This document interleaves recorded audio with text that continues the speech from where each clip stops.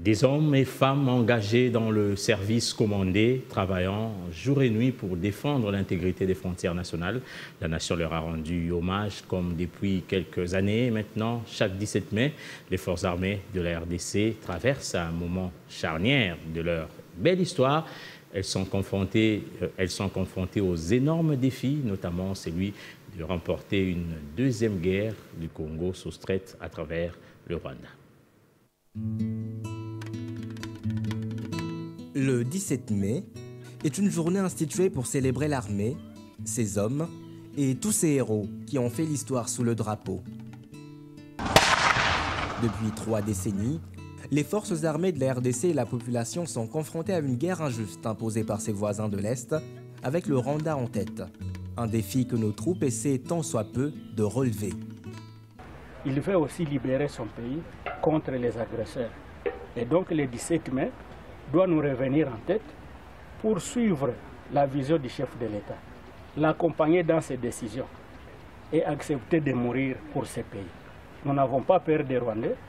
C'est vrai, ça peut nous déséquilibrer un peu de temps, mais nous savons que nous allons nous ressaisir.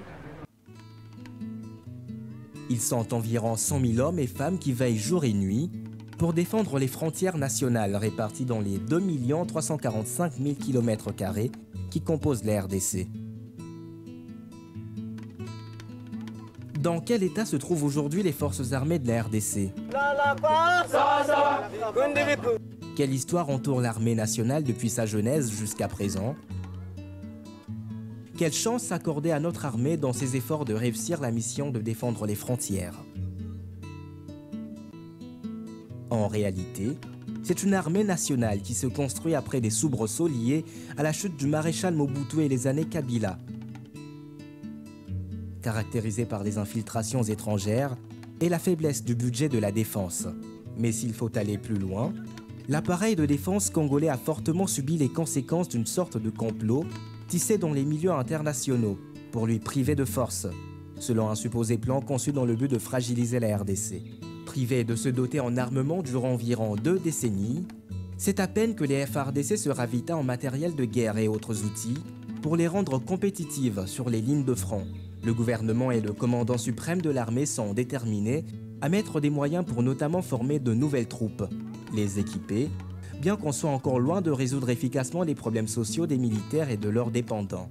Beaucoup de choses manquent à l'appel. Une solde conséquente, des casernes dignes, les équipements suffisants et une retraite à la hauteur des hommes et femmes qui rendent au quotidien des beaux et loyaux services à la nation. Quand on recrute un enfant, ça signifie qu'on est au bout. On est en train de perdre les pédales. Et donc ça devient encore un élément de motivation pour nous dire que bientôt ça va finir. On y croit avec peut-être la nouvelle loi de programmation militaire promulguée l'an dernier et l'augmentation du budget de l'armée qui est évalué cette année à $1 milliard américains contre quelques centaines de millions depuis des années. Pour sa part, le vice-premier ministre de la Défense nationale est revenu sur la situation opérationnelle dans l'est de la RDC. Il a notamment annoncé l'offensive et la reprise par les forces armées de la République démocratique du Congo des positions occupées par l'armée rwandaise dans les localités de Vichumbi et de Kibirizi. Ces actions des forces armées de la République démocratique du Congo vont se renforcer davantage pour libérer toutes les autres parties occupées par l'ennemi. Créée sous la colonisation belge, l'armée congolaise a fait le beau temps avec des batailles et des guerres remportées, ce qui lui a valu des éloges et mérites, même sur le plan international. La force publique a participé à la Deuxième Guerre mondiale, avec à son actif des expéditions et conquêtes militaires, tenant tête aux puissances hostiles. Mais tous les mérites ont été décernés cette fois-là aux colons, principalement et de certains pays au monde. Sous la Deuxième République, les forces armées zaïroises étaient coude à coude avec les grandes armées de l'Afrique principalement et de certains pays au monde, avec ses hauts cadres comme Bobozo, Kokolo, Baramoto, Nzimbi, Mayele et toutes les autres têtes couronnées de la belle époque. Le maréchal Mobutu lui-même était un homme de troupe exemplaire qui a fait taire les sécessions et mutineries qui avaient plongé le pays dans le chaos au lendemain de l'indépendance difficilement acquise.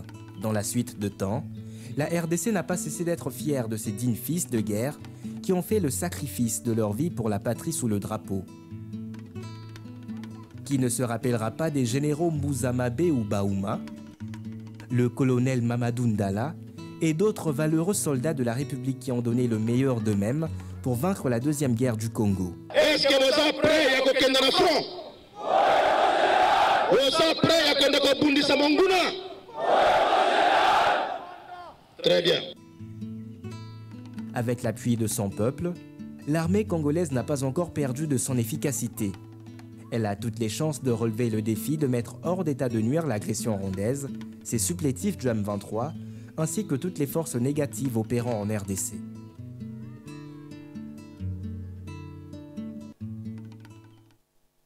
Monsieur Ntambwe, pouvons-nous dire que les FARDC renaissent de leurs cendres?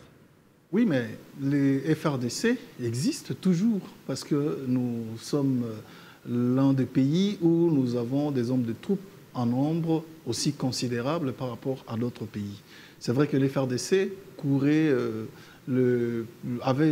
avaient le problème lié notamment à l'approvisionnement en termes d'équipement. Aujourd'hui, avec la levée du moratoire sur la charte des armes par la RDC, on peut dire qu'aujourd'hui, les FARDC ont raison. Les FARDC peuvent bien entendu faire face à une agression. C'est vrai qu'aujourd'hui, avec ce qui se vit à l'est de la RDC, là, il y a à boire et à manger. Il y a beaucoup de problèmes. Il y a beaucoup de choses qui entrent en compte, notamment les complicités au niveau international et des infiltrations et tout ce qu'on a connu. Mais s'il faut prendre l'armée congolaise dans sa configuration normale, nous dirons que elles n'ont rien à envier. Et quelles sont les forces de l'armée congolaise aujourd'hui? Les forces de l'armée congolaise aujourd'hui, je peux dire d'abord, c'est les textes, notamment avec la loi qui a été promulguée l'année dernière. La loi de programmation militaire. La loi de programmation militaire. Je pense que si cette loi est appliquée, déjà avec le milliard prévu pour cette année 2024, en tout cas, c'est parmi des occasions qui peuvent aider les FARDC à retrouver leur force d'attente. Vous êtes un enfant d'un militaire, je le rappelle. Oui. La situation, la vie sociale, la situation sociale du militaire. Oui, mais parlons-en. C'est vrai qu'aujourd'hui, la situation sociale des militaires et de leurs dépendants n'est pas aussi différente de la situation de tout autre fonctionnaire. Parce qu'aujourd'hui, un fonctionnaire qui vivrait mieux, qui gagnerait mieux, peut-être c'est grâce aux autres couloirs, notamment, dont on va parler peut-être dans le prochain dossier. C'est vrai que la vie des militaires et de leurs dépendants est impactée par la situation générale du pays. Et peut-être avec la révision des crédits budgétaires, on pourrait bien évidemment espérer. Mais en tout cas, c'est un peu plus compliqué parce que quand vous regardez là où les militaires et leurs familles vivent aujourd'hui, personne ne peut aimer ça. Et je pense que même le chef de l'État, qui est le commandant suprême, prend évidemment le problème à cœur et que tout le monde voudrait bien que les choses changent à partir peut-être de maintenant où nous avons des lois, nous avons la volonté politique, mais il faut bien entendu le faire accompagner des moyens. Mais cette armée avait besoin bien qu'elle soit aussi reconstruite, restructurée. Donc aujourd'hui, il faudrait d'abord faire un plan social pour ces militaires-là qui voudraient peut-être, qui ont peut-être atteint l'âge de la retraite, d'aller en retraite de façon honorable, faire un plan social pour les militaires qui sont démobilisés ou qui sont des blessés de guerre. Je pense qu'ils ont droit à une retraite ou sinon à une sortie honorable au sein des forces armées et peut-être aujourd'hui, comme nous l'avons vu dans le passé, que les jeunes reprennent le flambeau pour, bien entendu, porter haut l'étendard de notre pays. Vous avez tout à l'heure évoqué la question de l'infiltration de l'armée. Dernièrement, le chef de l'État a levé le moratoire sur la peine des morts. Est-ce qu'aujourd'hui, vous pensez que le fait de réinstaurer la peine des morts pour les traîtres au sein de l'armée va faire en sorte qu'on n'ait plus des infiltrés?